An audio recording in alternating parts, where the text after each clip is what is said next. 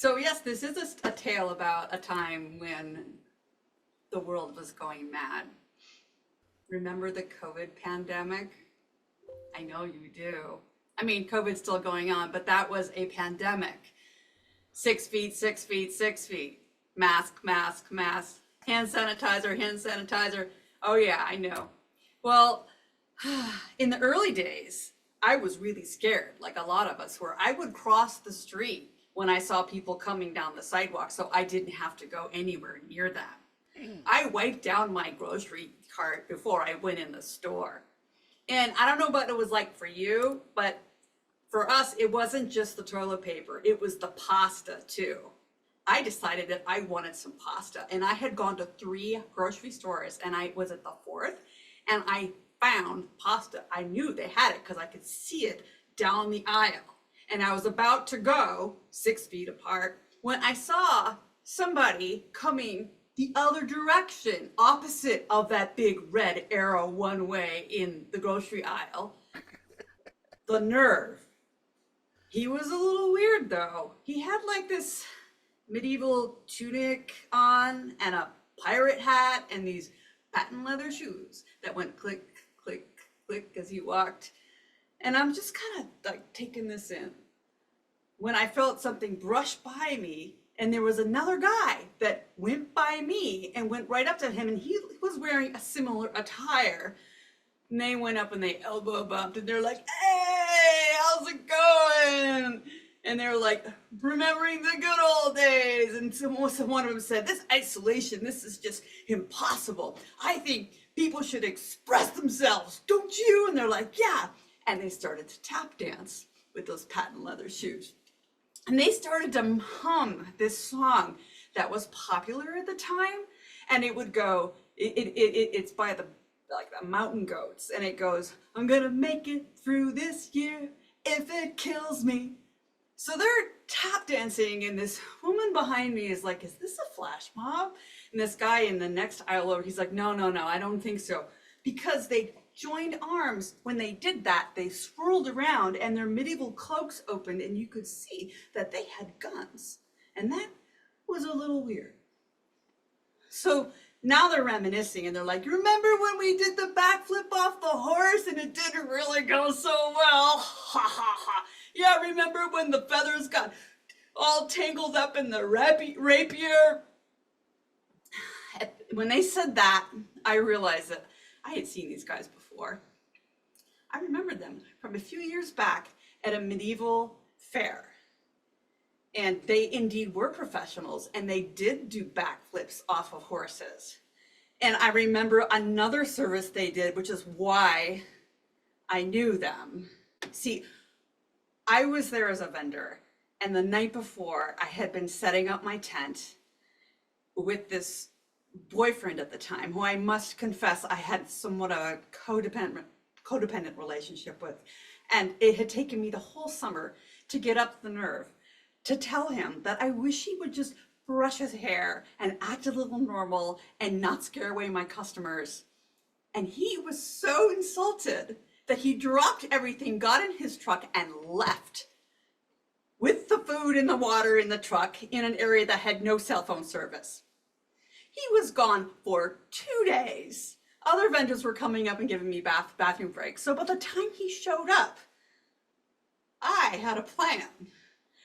I put him behind the booth, and then I took a couple shillings and I went to the tavern where I would find these guys. I told them the story, and I hired them for their services because they were also professional Shakespearean insulters.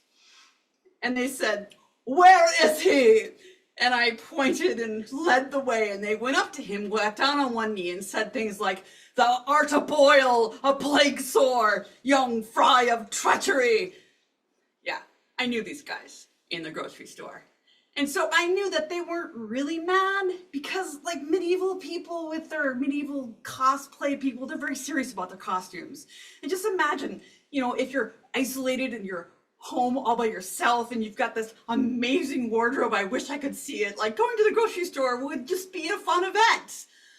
Except for those guns. Like maybe they like went around a dark corner in their mind. So I'm gonna still stay back a little bit. Well, while this is all going through my mind. This shop boy with a ruddy face and pimples and hair blinking up to like exaggerate his shocked expression because he doesn't know what he's supposed to do. He arrives with one of those industrial fans, like this high, big fan, turned it on down the aisle, hoping that it would sort of encourage them to leave. And so while they're tap dancing, I'm gonna make it through this year if it kills me, the fan blows and one of the guys goes, perfect, and he rips off his mask, takes his hair down so it can blow in the wind, and now they're singing a little operatically. I mean, this isn't even an operatic song. I'm gonna make it through this year if it kills me, if it kills me, if it kills me. The shop boy is thinking he needs to have a better plan, so he comes down the other side of the aisle past me, driving a forklift. Brave boy. He's getting closer and closer, and we still don't know, like, if these people are really safe people to be around.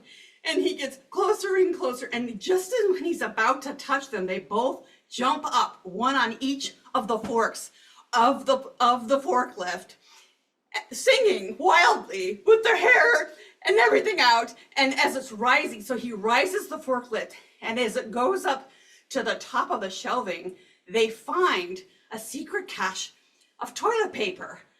One of them rips it open, starts juggling with the toilet paper. Of course it gets loose, and it starts getting tangled up in the sprinkler system, which is causing a whole other sort of scene going. At this point, the woman behind me, who was wondering if it was a flash mob, well, she loses her mind. She has decided that she is going to have pasta for dinner. And she rushes by me down the aisle underneath the forklift. And at this moment, one of the guys pulls out his gun.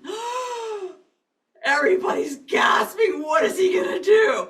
He points it in the air and he shoots it. And out comes all kinds of sparkles and confetti and cupcake sprinkles. And it goes up in the air and it creates this formation like a fireworks display. And then when it's done, it goes and it smackers this woman all full of stuff. The gun had to make this little explosion and it put a spark in the air. It lights the toilet paper on fire, which set off the sprinkler system.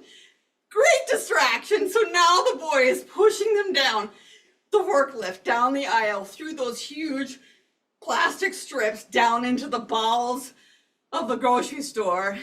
Everyone who was waiting for pasta scrambles in the aisle, and miraculously they start sharing. And some of them are humming, gonna make it through this year if it kills me. I slip on my patooey, and I have all different kinds of color all over my clothes, and that's why I knew it was cupcake sprinkles, because I tasted it. By the time I made it to the cashier, I swear that woman must have been on break when all that happened. Because she looks at me and she goes, "Dear, did you find everything you were looking for?" And I looked at her and I smiled and I said, "Yes, and I think a whole lot more."